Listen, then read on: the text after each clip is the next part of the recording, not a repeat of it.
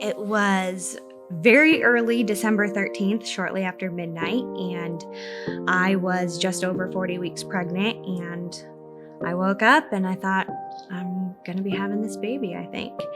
Our plan was to have a nice, peaceful, beautiful home birth. We were very prepared for that type of birth. What we were not prepared for was what ended up coming to fruition. After laboring at home for 22 hours, my midwife looked at me and she said, "Sarah, we need to transfer." We transferred, we got in the car. My midwife called ahead to the hospital and said, "Hey, I've got a mom coming in. We are very close to delivery, but we're gonna need a gurney. I need a birth room ready to go." So we pulled into the hospital and it was literally like a movie. Someone grabbed me from the car, threw me on the gurney. We raced into the hospital, into the elevator, up into the birth room. Someone threw me from the gurney to the bed, and 30 minutes later, we had our beautiful baby girl. There was no overt cause for warning or alarm. It wasn't until they actually performed tests on the placenta that they determined that there was a lack of oxygen within the placenta, and thereby also likely a lack of oxygen at some point during the birth process. They took her immediately to the NICU, and I followed the doctor there, and she kind of gave me that back brief as to what the situation was. And my thought at that point was, how in the world am I going to tell Sarah?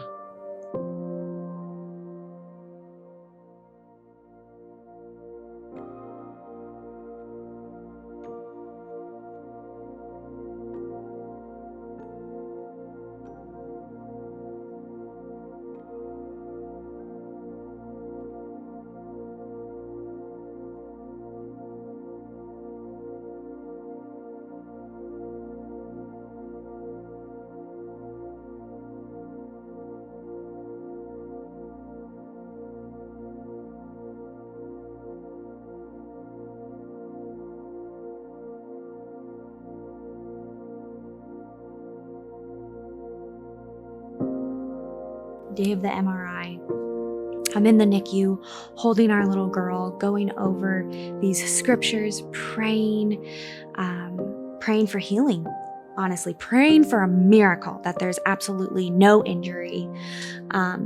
We knew the reality that there would be some injury, but we serve a very big God. And so we walked into the situation with all the faith and belief that we could muster. Neurologist came into our room a few hours later to show us the images of the MRI and kind of walk us through what we were looking at. Yeah. Which those were heartbreaking.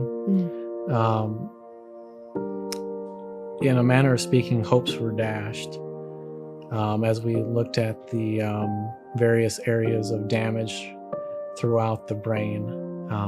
It was multiple spots. It wasn't just one small secluded area, which was our hope. Extensive. It was relatively, it was extensive. And it was at that point where, the reality of what had occurred sunk in. And to a certain measure, there was just a sense of loss, of discouragement, of fear. I remember when I saw the images for the first time.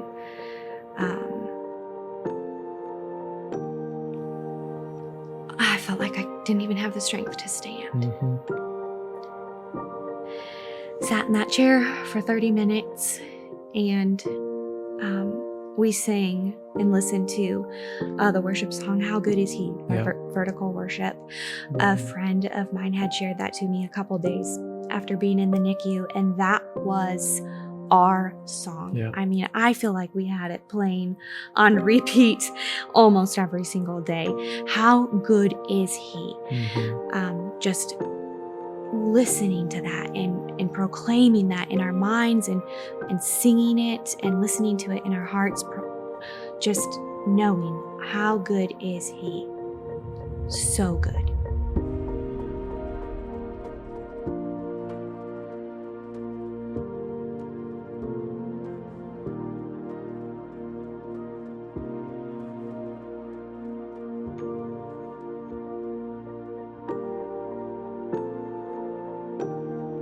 I mean, we had appointments for the first 2 months of her life every single day. And the pattern that we continuously saw was, wow, we can't believe she's doing so well. Wow, we can't believe she's doing so well. She's rolling over on time. She's crawling on time. She's different muscle movements is all being done on time, is controlled. Gross motor, fine motor, everything, honestly developing it at an advanced rate. And we just felt multiple tests coming back, EEGs coming back, no seizures. We experienced several seizures within the NICU, and there was none following. She had a follow-up MRI, and the neurologist called me to share the results, and he said, I don't know how this is possible, but parts of her brain that were injured have grown back. He said, someone must be sending up prayers. And I said, you have no clue. Hundreds of people are praying. We clung to really Psalm 145 in the NICU. We read it every morning, every night. Psalm 145:17, the Lord is righteous in all His ways and kind in all His works. And so who were we to doubt what we were walking through? And then we also held on to the story of Jehoshaphat in 2 Chronicles, where as the armies are coming to wipe out Judah, he says, we know not what to do, but our hope is in you. And we held on to that, because in those situations, we are without control.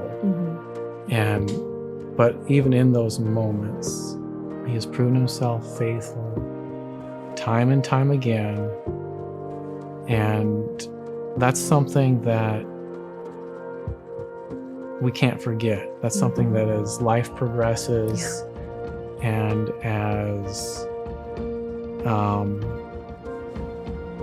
the miracle that is Emma unfolds, that you can't forget that just how faithful and how good He is.